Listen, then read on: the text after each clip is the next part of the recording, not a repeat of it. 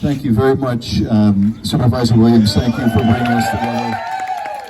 I'm very grateful to you, and I want to acknowledge my colleague Salud Carvajal and thank him for his unwavering support for robust assistance to Ukraine, military assistance, diplomatic assistance, economic assistance, humanitarian aid.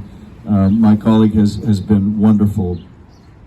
But I want to begin by acknowledging the extraordinary bravery, determination, resilience, and strength of the Ukrainian people.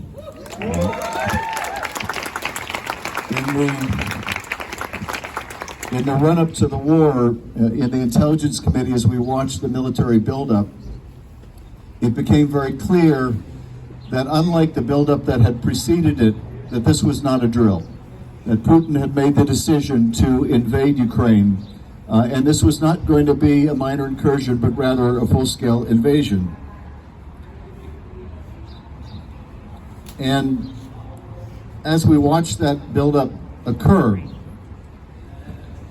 the administration did something unique and rare, and that is it began to share the intelligence that we were seeing with the rest of the world and with Ukraine.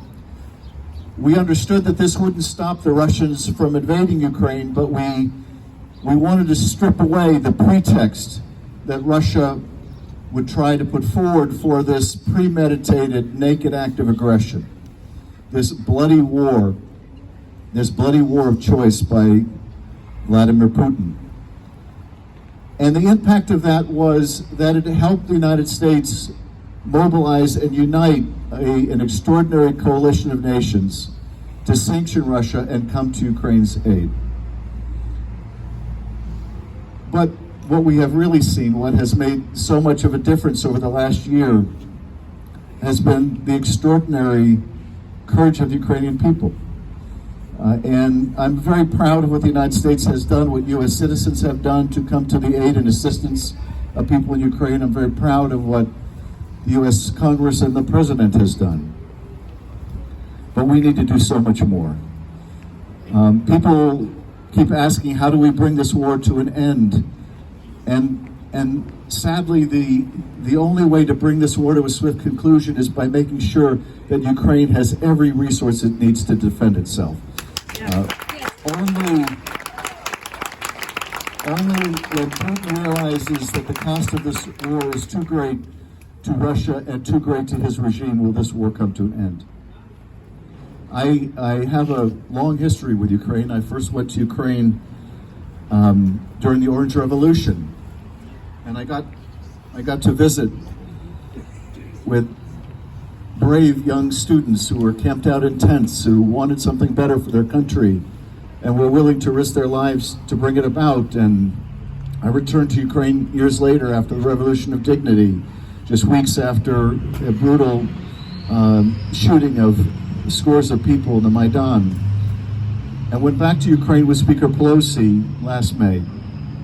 And we sat down with President Zelensky, and his grasp of the battlefield was just extraordinary. And at that time, what Ukraine most wanted were multiple launch rocket systems to hold off the Russians and to be able to do so at greater distance. And we came back from that visit so impressed with the resilience of the Ukrainian people. We sat down with President Biden and we made the case for those HIMARS. And the United States has been providing them, and Ukraine has been using them to enormous and incredible effect. And one thing that has been, I'm fine without it, honestly. I'm one of those not so rare Californians that likes the rain. I really, one of the things that we have seen with the Ukrainian armed forces is their extraordinary ability to learn complex weapon systems very quickly, to improvise their own weapon systems. And they've been just brilliant. They've been just brilliant. I am so inspired by what I see the Ukrainians do. We have our own challenges to our own democracy here at home, but so little is asked of us compared to what Ukrainians are doing. And when Das talks about this fight being our fight as well, it is our fight as well. This is a fight for human rights. This is a fight to make sure that nations have the right of self-determination, that they have a right to their own democracy, that other nations can't arrogate to themselves the decision whether their neighbors will live or die. We in the United States have been the tremendous beneficiaries of an international rules-based order that says you don't get to remake your borders by military force.